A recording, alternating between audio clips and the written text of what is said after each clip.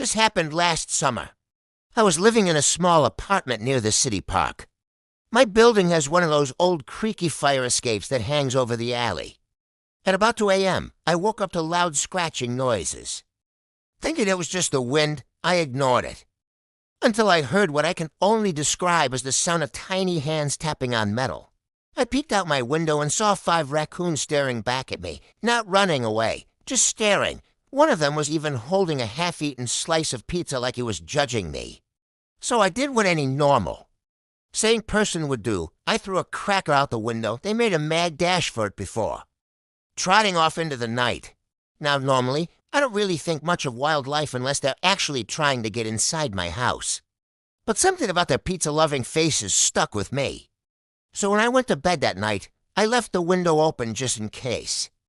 When I woke up, I found a little pile of treasures on my fire escape, a granola bar wrapper, a beer bottle cap, and a singular neon pink shoelace.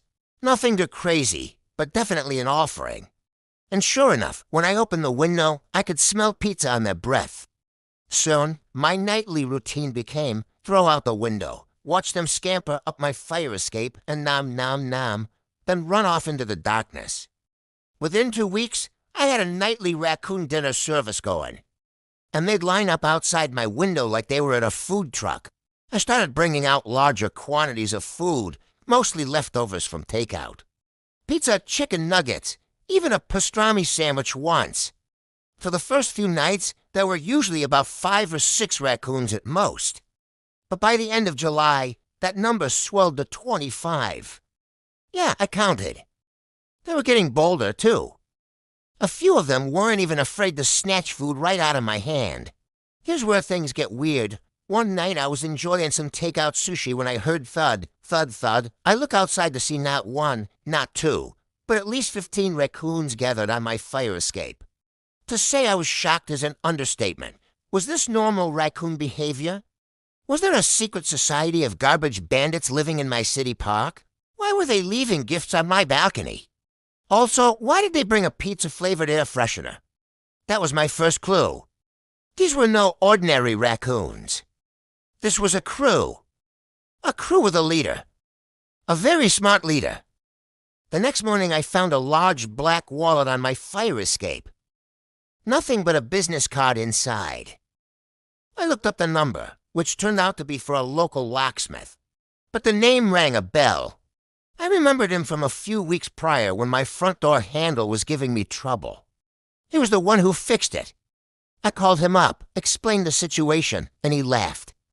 Ah, yeah, those guys. They love messing with people. I asked him if he knew how they got up my fire escape so quickly. They don't climb. They have a knack for picking locks. I hung up feeling both weirded out and kind of impressed. When I went to check on my balcony, I found a shiny silver spoon, an old house key, and a rubber duck. Another day, another gift basket. Then the incident. Now, I know what you're probably thinking. Why doesn't he just close his window? Well, because of this next present. It was late July, and the heat wave was in full force. One night, I woke up to my window rattling. I peeked out to see the leader raccoon holding a GoPro in his mouth. He was screaming at my window along with 3 accomplices. The 4 of them proceeded to bang on my window for a good 5 minutes before running off into the night. The next morning, I found a bright orange box on my fire escape. I opened it to find a waterproof case containing a wet GoPro. I tried turning it on. The battery was dead. I checked online and found a similar model of the GoPro. It wasn't expensive, but it wasn't cheap either. So I wanted to do the right thing. Turns out the model had been discontinued years ago. I searched everywhere for a way to contact the owner, finally reaching out to GoPro directly. They connected me with their warranty department, who managed to track down the owner through the serial number. 2 days later, the police officers show up at my door holding a blurry still image. Pixelated but clearly showing a fire escape. A raccoon holding a camera. They started asking questions about any suspicious activity involving raccoons. Suspicious, the officer read off a list of items that had been stolen in the city park that summer. Possession of stolen property, he said, is a 3rd-degree felony. I panicked. Well, Define suspicious. They didn't find it funny. I ended up just telling them about the locksmith. And the gifts, they seemed skeptical but thanked me anyway. Later that week, I woke up to find a box on my fire escape. Inside, a gold pocket watch, 3 unopened cans of Red Bull, and a flash drive. Against my better judgment, I plugged the flash drive in. It was full of videos, all taken from a raccoon wearing a GoPro. There was footage of them breaking into trash cans, stealing hot dogs, and even riding on the back of a stray dog like it was a horse.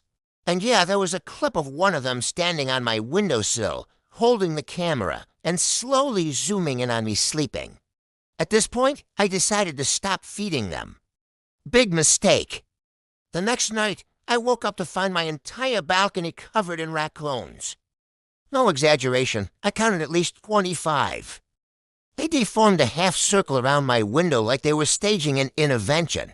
The leader pizza slice guy taps the glass with his stick, stares into my soul, and leaves me a single chicken nugget. I took it as a threat. 2 days later, the raccoons disappeared completely. No scratching, no tapping. Nothing.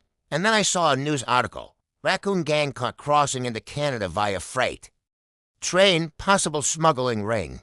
The blurry photo shows the leader raccoon. Sometimes late at night, I hear scratching on the fire escape again. I never look.